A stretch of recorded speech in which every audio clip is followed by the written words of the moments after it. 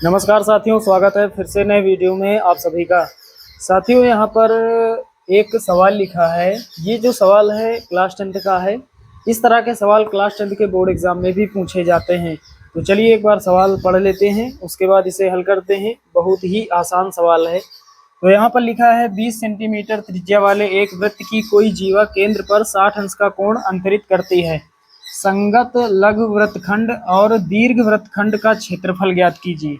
तो हमें लघु वृत्तखंड और दीर्घ वृत्तखंड का क्षेत्रफल बताना है। तो चलिए दोस्तों हल करते हैं इस सवाल को। तो यहाँ पर वृत्त की बात हो रही है। सबसे पहले वृत्त बना लेते हैं। मान लेते हैं ये हमारे पास है वृत्त और ये है वृत्त का केंद्र। नाम दे देते हैं O। सवाल में लिखा है 20 सेंटीमीटर त्रिज्या वाले एक वृत्त की कोई जीवा। यहाँ पर कोई जीवा है, मान लेते हैं ये है जीवा। नाम दे देते हैं AB। त्रिज्या जो है 20 सेंटीमीटर है। तो यहाँ पर त्रिज्या बना देते हैं। एक त्रिज्या ये और एक त्रिज्या ये।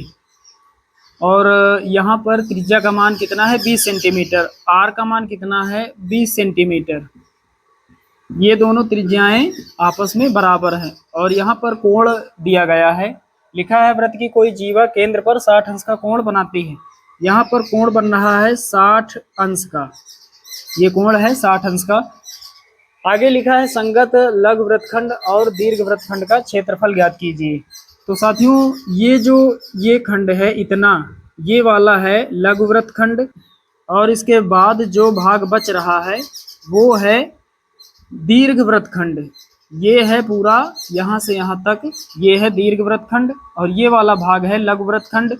यहाँ पर त्रिभुज भी है, तो त्रिभुज को हमें माइनस करना है। अभी आपके समझ में आ जाएगा।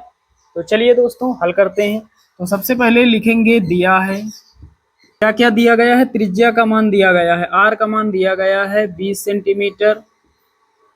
उसके बाद थीटा दिया गया है। कोण हमें दिया गया है कितने अंश का? 60 अंश का। चलिए आप सूत्र लगा देते हैं लघु वृत्तखंड का। तो साथियों यहाँ पर लिखेंगे लघु वृत्तखंड। लघु वृत्तखंड का सूत्र होता है पाई आर स्क्वायर थीटा बटे 360 माइनस, इसमें माइनस करना है।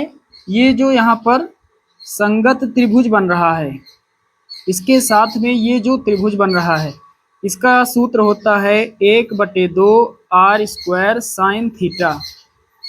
तो लघु वृत्तखंड का हमें फार्मूला लगाना है पाई आर स्क्वायर थीटा बटे 360 minus 1/2 r square sine theta. साथियों सबसे पहले यहाँ पर आर स्क्वायर कॉमन ले लेते हैं। अब यहाँ कितना बचा? पाई थीटा और बटे में 360 माइनस साइन थीटा और बटे में कितना? बटे में 2। अब मान रख देते हैं आर स्क्वायर। आर का मान कितना है? त्रिज्या का मान है 20। तो यहाँ पर 20 का स्क्वायर, 20 का स्क्वायर और उसके बाद पाई थीटा। पाई का मान हमें कितना रखना है? 22/7 गुणा थीटा का मान दिया गया है 60 अंश और बटे में 360 और minus sine theta. Sine theta के जगह पर 60 और बटे में कितना? 2। तो कितना हो जाएगा? 20 का स्क्वायर कितना होगा? 400 होगा। और उसके बाद यहाँ कितना होगा? 60 इक्के 60, 60 छक्के 360। तो ऊपर 22 गुणा यहाँ पर 1 है, 22 गुणा 1 यानी 22 इक्के 22, नीचे 7 गुणा 6। तो 2 से काट देते हैं। यहाँ 22 और 6 कट जाएगा। 2 इक्के 2, 2 तिहाई 6 और 2 इक्के 2, 2 इक्के 2 यानी 11। 11 गुणा 1 11 ऊपर बचा और नीचे कितना? 7 गुणा 3, 7 त्रिका 21 और माइनस लगाएंगे। साइन 60 का मान कितना होता है? √3/2। √3/2 और बटे में 2 पहले से है तो इसे लिख लेते हैं बटे में। अब दोस्तों इधर हल कर लेते हैं। पहले बराबर लगाएंगे। यहाँ पर कितना है? 400 और यहाँ पर कितना हो जाएगा? 2 का गुणा 2 से होगा 4 होगा, 4 का गुणा 11 से होगा तो 11 चौके 44 माइनस यहाँ पर 21 का गुणा √3 से होगा तो कितना हो जाएगा? 21 √3। 21 × √3 और बटे में कितना हो जाएगा, 21 का गुणा 4 से होगा, 21 चौके 84, यहाँ लिख देना है 84। अब थोड़ा आगे हल कर लेते हैं, 2 से काट देते हैं, तो यहाँ 2 से काटेंगे तो 400 का आधा 200 हो जाएगा, और यहाँ पर 84 है, 2 से काटेंगे तो 2 चौके 8 और 2 दूना 4। अब फिर से 2 से कट जाएगा, तो 2 से काटेंगे, 42 का आधा 21 और 200 का आधा 100, तो हमारे पास कितना बचा, 100 बटे में 21, 100 बटे में 21 और ब्रैकेट में कितना 44 माइनस 21 अंडर रूट 3, और बगल में लिखेंगे वर्ग सेंटीमीटर या फिर सेंटीमीटर स्क्वायर। ये हो जाएगा लघु वृत्तखंड का क्षेत्रफल। अब हमें निकालना है दीर्घ वृत्तखंड का क्षेत्रफल। तो साथियों यहाँ पर अब लिखेंगे दीर्घ वृत्तखंड का क्षेत्रफल। दीर्घ वृत्तखंड का क्षेत्रफल कैसे निकालना है, इस पूरे वृत्त में हमें माइनस कर देना है, क्या माइनस करना है, लघु वृत्तखंड के क्षेत्रफल को। तो दीर्घ वृत्तखंड का क्षेत्रफल बराबर पूरे वृत्त का क्षेत्रफल, पूरे वृत्त का क्षेत्रफल यानी पाई आर स्क्वायर, या फिर लिख देते हैं, यहाँ लिख देते हैं वृत्त का क्षेत्रफल, वृत्त का क्षेत्रफल माइनस लघु वृत्तखंड का क्षेत्रफल।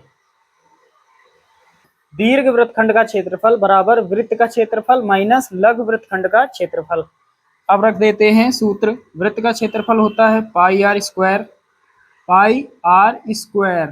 उसके बाद माइनस लघु वृत्तखंड